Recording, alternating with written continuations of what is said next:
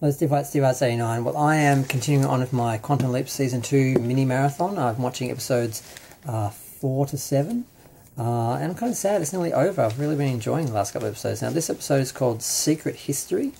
It is about nuclear weaponry and technology. Honestly, I don't know a lot about the science. I don't know a lot about the history and the history of it all. So it's not as interesting as, say, the last couple of episodes where I knew sort of what was happening in the story. Basically, Ben jumps back into a professor at Princeton, and they are working on nuclear fission or nuclear weapons. I'm not exactly sure if... Yeah, I'm not exactly sure. But basically, Einstein has died the month before, and he left some theories and some work that people are hunting down. There are a bunch of Germans who are working for the US who are trying to get this information.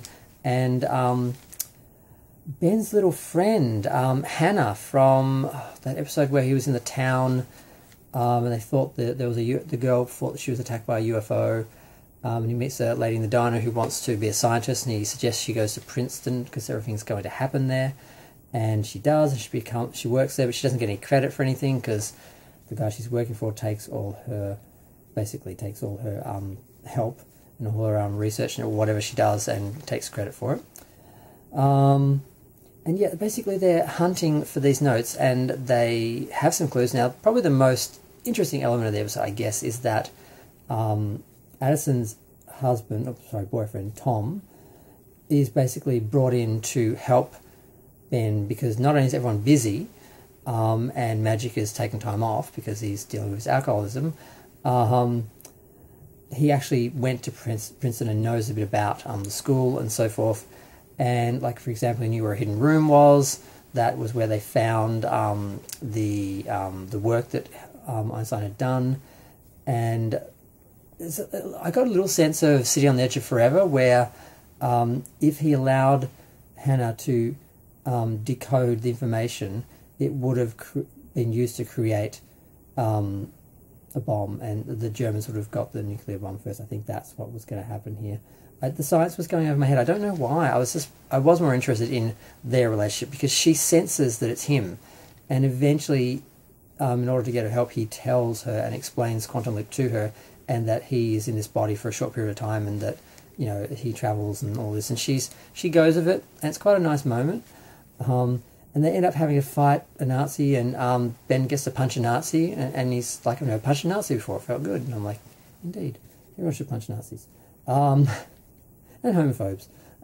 Yeah, so, yeah, it's a nice little it's almost like a romantic interest, except, I mean, he was in the body of a young man, now he's in the body of an old man, and maybe you'll see her again some other time, but he'll be someone else.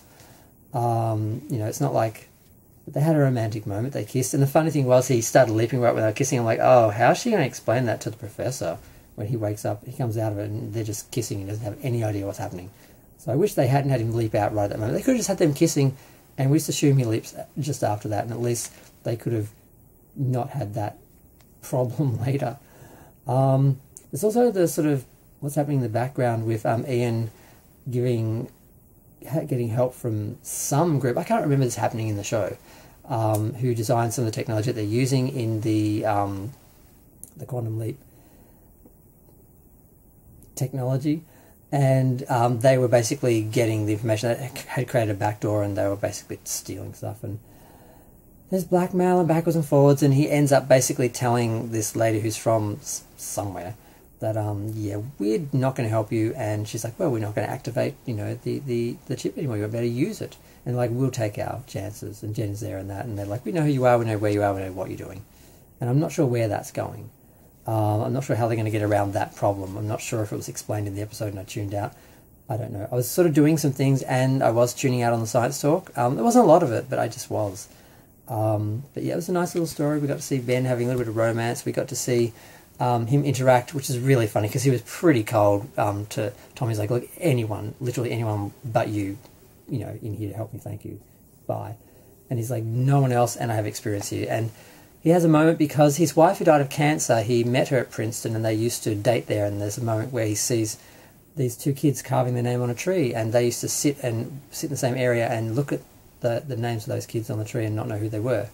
So he has a moment there, and then Addison sort of is sort of comforting with him later and that, and it's all nice. But it's nice for Ben to have a little bit of romance, and I'm not sure what's going to happen with him. It was sort of weird when he had someone on the outside. There was always that, is he ever going to get back with her? But he always had someone on the other side. Now he is kind of on his own doing this.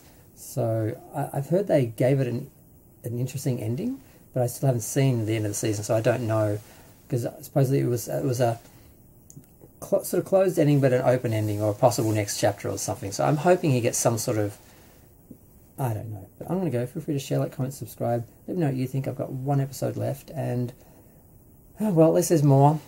I haven't finished the season yet. I'm only up to episode 7. That's just all we have available on the 7 Plus app at the moment.